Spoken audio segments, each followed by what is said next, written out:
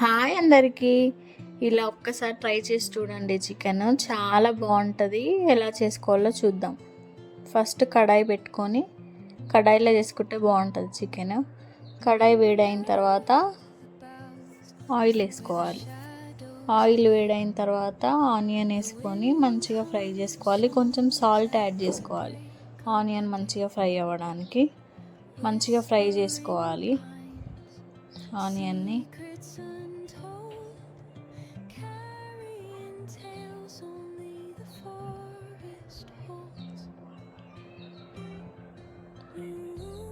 మధ్య మధ్యలో కలుపుకుంటూ ఉండాలి. ఆనియన్ ఫ్రై అవుతుందా లేదా చూసుకుంటూ.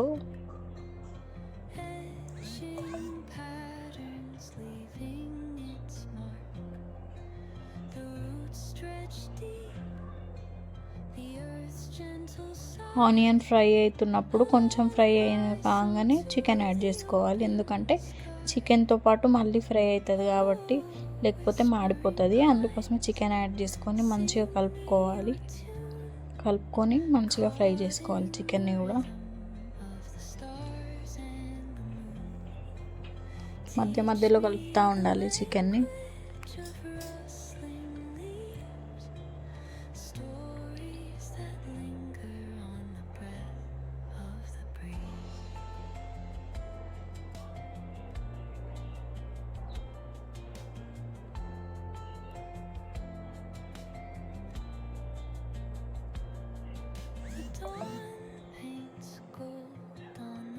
చికెన్ ఫ్రై అవుతున్నప్పుడు 1 స్పూన్ అల్లం వెల్లుల్లి పేస్ట్ ఫ్రెష్గా ప్రిపేర్ చేసుకుని వేసుకోవాలి.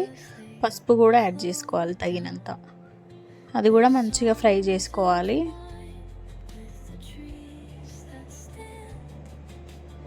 మంచిగా మిక్స్ చేసుకొని అంతా మంచిగా ఫ్రై చేసుకోవాలి. తర్వాత కరివేపాకు యాడ్ చేసుకోవాలి. కరివేపాకు యాడ్ చేసుకున్న తర్వాత నేనైతే 2 స్పూన్స్ కారం వేసుకున్నా. మీకు కారం తగినట్టు మీకు వేసుకోండి కారము. తర్వాత సాల్ట్ వేసుకోవాలి. కొబ్బరి పొడి, మసాలా నేనైతే ఇప్పుడే వేస్తా, బాగుంటుంది టేస్ట్ అట్లా. అది కూడా ఫ్రై అయితే మంచిగా మిక్స్ చేసుకొని అది కూడా కొద్దిసేపు ఫ్రై చేయాలి.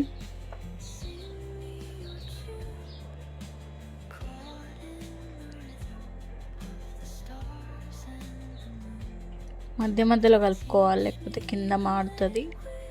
కలుపుకొని మంచిగా ఫ్రై చేసుకోవాలి.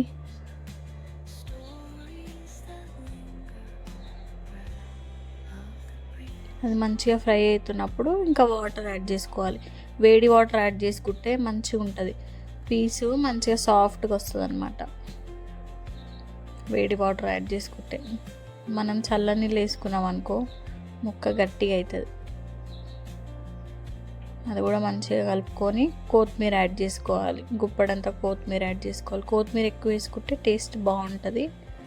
కొత్తిమీర యాడ్ చేసుకొని ఒక 5 మినిట్స్ వదిలేసి మళ్ళీ ఒకసారి కలుపుకోవాలి.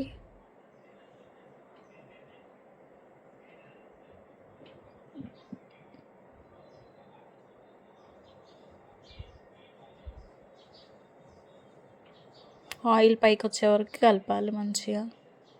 తర్వాత ధనియాల పొడి యాడ్ చేసుకోవాలి. అప్పుడు మళ్ళీ ఒకసారి కలుపుకొని ఒక 5 మినిట్స్ అట్లా ఉంచుకుంటే మంచిగా ఉడుకుతుంది చికెన్ కర్రీ.